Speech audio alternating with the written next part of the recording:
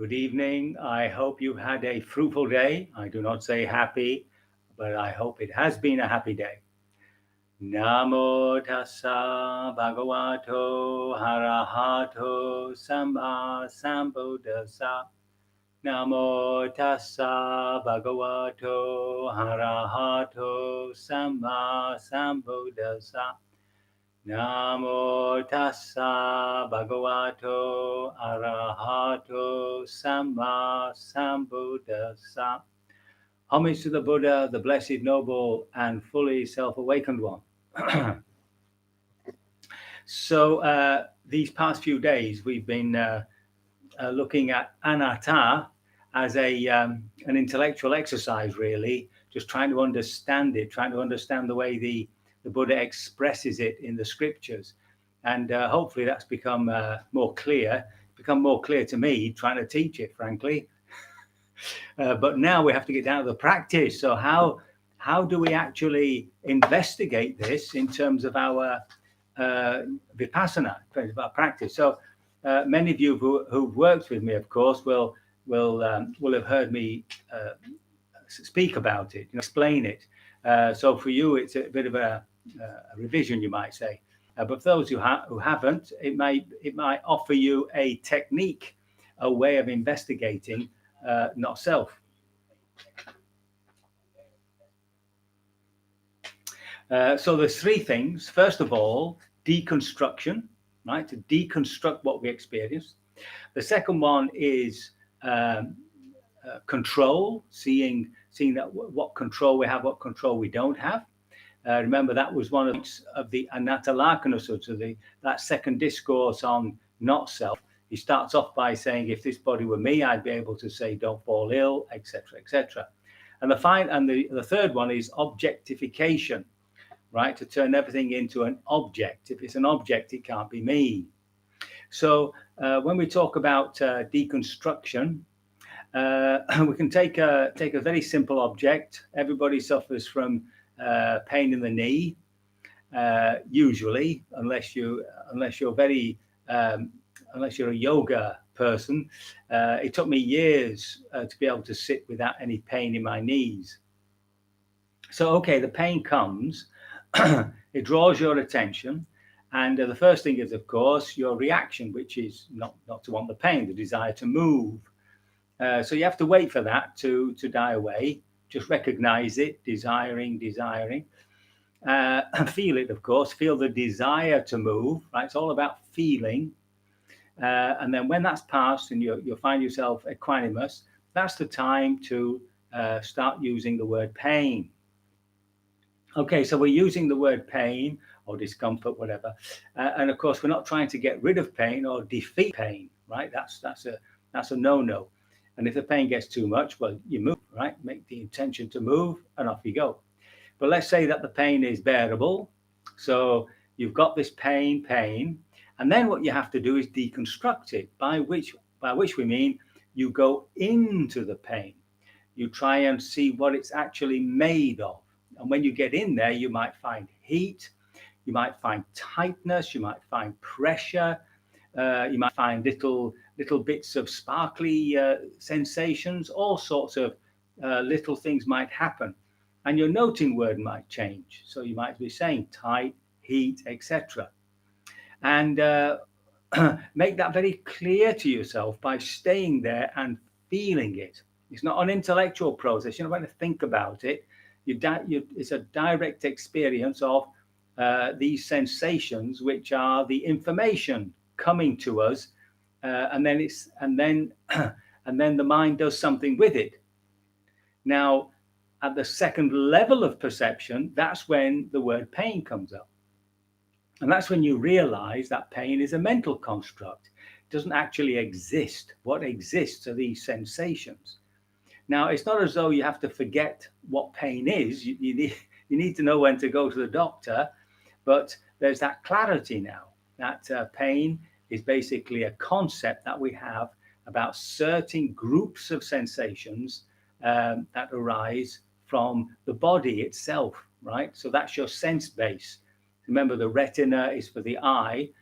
Sensations in the body are your felt, your your sensation base. So by deconstructing something, you're taking away its substance, right? And by doing that, you're realizing there's actually not much there. And as you go into it at that sort of detail, uh, the quality of impermanence becomes much more obvious. So whatever is impermanent, of course, can't be substantial. It can't be a self. It can't be anything, because as soon as it arises, it's virtually disappeared. So by moving between those two perceptions, the perception of sensations, basic sensations coming in, heat, pressure, etc., and the concept of pain, we're also beginning to see how the mind builds up the world that we are living in. So remember, we're encased in this little bubble of consciousness. This is our world. And whenever in the scriptures the Buddha says the end of the world, he doesn't mean the end of the cosmos, he means the end of the world that we constantly are creating. So that's one way in which we can take away substance from things. And you can do the same with an emotion. So if you're isolating now and you're stuck in a room, etc., then I'd say sometime in the evening, especially, you might feel lonely, might feel sad, etc. So if that sort of negative state comes up, you see, you don't think about it. You don't start indulging this business of I'm unlovable. Nobody loves me. Everybody hates me. Well, how is it I've got no friends? But you go into the feel of loneliness, and as you take it apart, as you begin to look at it just as sensation, it begins to lose its that reality that we give it when we turn it into an emotion. And of course, it's at that point that we flip into this I am lonely. So there's the identity, right? When it comes to the pain, is I have a bad knee. There's your possession. So we're sort of breaking up that mental process and recognizing that the I is, in a sense, the last step in the process. The sense of identity is the last thing that happens in that process of perception. Yeah. Um, I mean, the one example I use, which I know some of you know, is about ice cream. You see, so as soon as you see ice cream, then of course there's the memory of it, and there's that sense of like. So that's the Vedana, like it. Huh? So seeing it, it has to go through that process of recognizing it as ice cream, and then there's the liking of it. Then there's the of it, and then there's the I want. And as soon as the I comes in, it's very difficult to stop the empowerment, and that's the getting, right? So even though I say I like, want, get ice cream, actually, psychologically, in Buddhist understanding, it's like, want, I get ice cream. That's the process. And it's breaking that up that you realize that this identity isn't necessary, right? It's just something we put into that process. Okay, so you can always do this. You can start your meditation with this. If you find the mind's wandering, you can raise the interest and go through that sort of little exercise. Yeah. Now the second thing is this business of powerlessness, or that we haven't got entire control of the body. So obviously, pain in the knee is a case in point. You recognize that the pain has arisen, whether you want it to or not. It's not under your control. It's the control center is elsewhere. It's in the body somewhere. It's in the brain, wherever you wish. And it's that disconnection with something that's happening that is disconnecting the I, right? So it's not or mine. It's not my pain. It's just the pain. And when you have something like loneliness or happiness, then it's not me and I who are happy. There is an emotion of happiness. Now, in your noting, you can make that plain to yourself. There is pain. There is happiness. There is sadness. And just by objectifying it like that, you're undermining that sense of of possession and an identity. And when you step back into that position of the observer, the feeler, uh, you can ask yourself, can the perceiver be the perceived? Can the perceiver be the perceived? Okay. Now that takes us on to the third point, which is about um, no control. Well, that part is about no control. It takes us to the third point, which is the objectivization of our experience. So the two examples I use is, first of all, when we were babies, we were all babies, and the second one is the myth of Narcissus. So seemingly, when we're born, and presumably in the later stages in the womb, for the first 4 months of our birth, um, everything we experience is just a shower. It's just a continual bombardment of sensations out of which we can make no sense. So there's light coming in, there's sounds coming in, there's sensations in the body, there's smells, there's tastes, and it's all one. It's not differentiated at all. That's what seems to happen. But of one thing we're very sure, whether something is pleasant or unpleasant. And when we're hungry, we definitely tell our mothers we're hungry. So that undifferentiated catastrophe, you can say, of sensation for this poor little baby. No wonder it sleeps for 16, 18 hours a day or something. Out of that, there looms, you might say, the first object. This is what psychologists tell you, and that object's usually your carer, your mother, usually, yeah. And very slowly over time, this differentiation helps to push the outer world outwards, and so the baby becomes to recognize that there's an outer world, although it might not be so much aware of the inner world, but it's definitely objectifying the outer world. Um, and then there's also the attachment to the carer, to your mother. And so it seems that this business of sort of detaching, like pulling out in this too close a relationship with our parent begins to sort of break apart, and there's all this business of terrible twos and all that. But by the age of 3, we seem to be very clear. I'm me, and everything else is not me. And that's taken 3 years. That's taken 3 years to push the outer world out into an object, something that exists outside me, as different from me.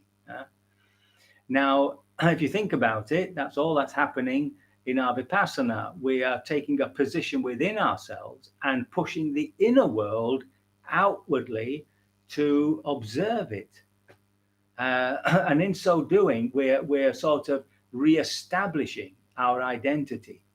So sometimes we identify with the body, especially if it's a sort of sharp pain, like biting your tongue, or when you're hungry or whatever. It's easier for us to identify with our emotions. I am sad. And then you pull yourself out of that identity. It's even easier to get lost in thought. You don't say, I am thinking. You are thinking. You are the thinker. And you pull yourself out of the imaginative thinking, and you find yourself in this very strange position of being the inner observer, the inner feeler, the one who knows, the experiencer. And when we've really got that position, everything is manifesting in front of us, right? And that's a point where we can also recognize that all this stuff is arising whether we want it to or not. And that again points to this business of control. And something you can do when you're in that position of the observer is reflect what's it like being, just the observer. Because in the observer, there's no emotions, there's no thoughts, and there's no sensations.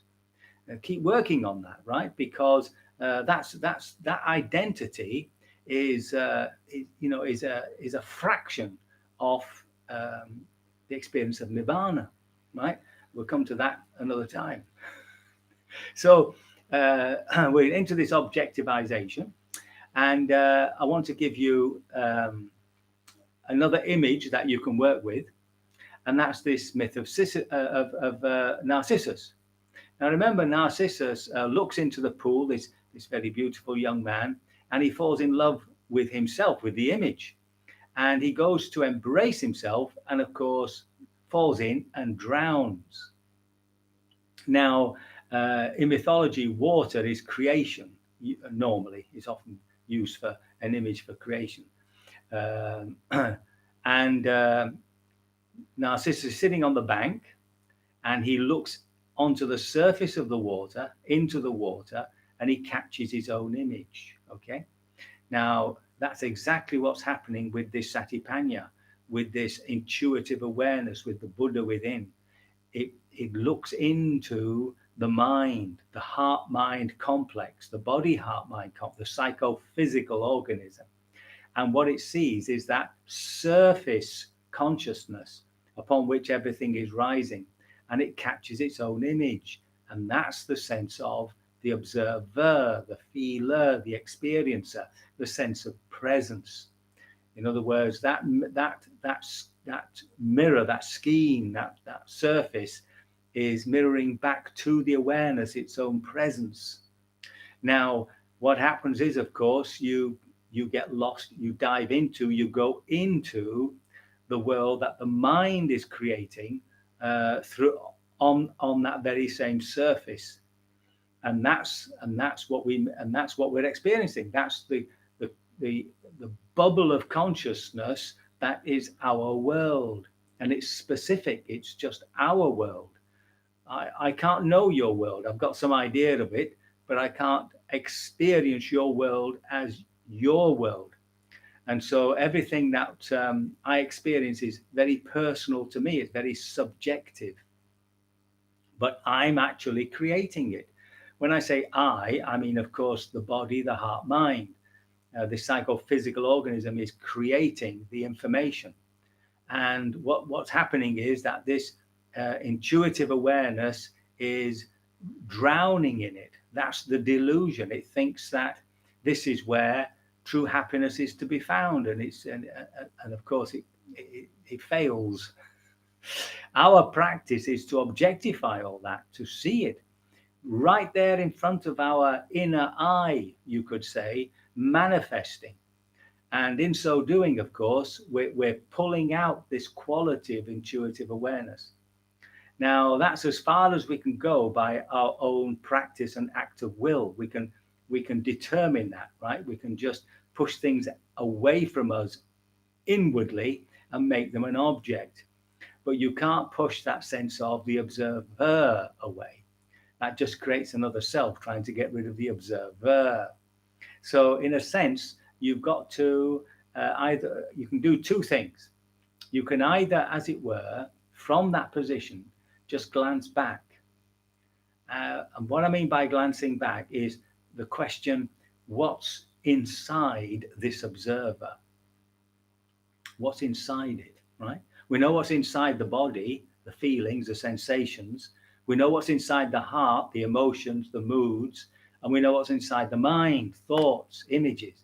What's inside the observer? Yeah?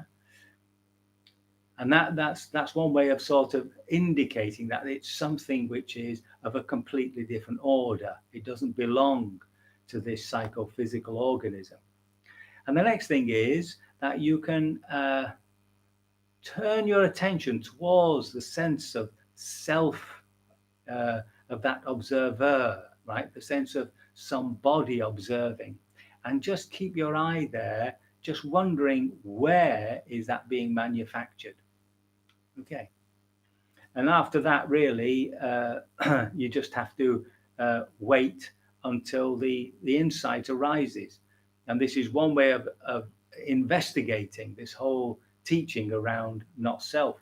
So remember, the Buddha's not saying there's no self. He's saying that any self is manufactured. It's being constructed, and our whole purpose is to deconstruct that. You see, so remember, this is just one avenue of investigation. So the other two avenues, which we'll hopefully come to later, because now we've got another 3 weeks of lockdown would be understanding desire and looking more deeply at impermanence. Okay, so just to recap there, when you've got your your sitting posture correct, and you're calm, you can do it with the breath, but or with a very loud sensation. The knee. It's often actually better with something louder, and to actually go into it and deconstruct it. In the discourse on how to establish this awareness, the Buddha actually encourages us to do that. He says to feel feelings in feelings, to experience mental states in mental states. He's asking us to go into it and to deconstruct it. And my own teacher, or one of my own teachers, Sayadaw Pandita, used to talk about plunging in. So you have to plunge, plunge into your experience and deconstruct it, by which we mean find out what its constituents are. Okay. And the second thing is to recognize that when we've discovered that position of the observer, this observation post, to see that everything's happening of its own accord. It's not. It's happening beyond our commanding. Right. It's not within our personal power when we've taken that position. So sensations arise, feelings arise, etc., etc. And the third thing is, of course, to recognize that everything we're looking at is an object, right? Not me, not mine, and not a self. So I hope that's helpful, and you might have a go at it this evening's meditation. So it's just a way of sort of practicing. And then, of course, when we get into that steady position of just observing, just feeling, just feeling, experiencing, just that, then, of course, you let go of all that and have this confidence, this real inner confidence, trust that this intuitive awareness can work it out for itself.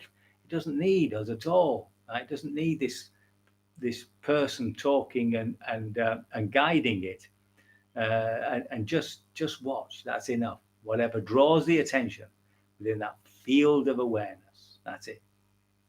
Very good. I can only hope my words have been of some assistance, that it's not caused even greater confusion. So I think it's time that we can begin our meditation again. Very good.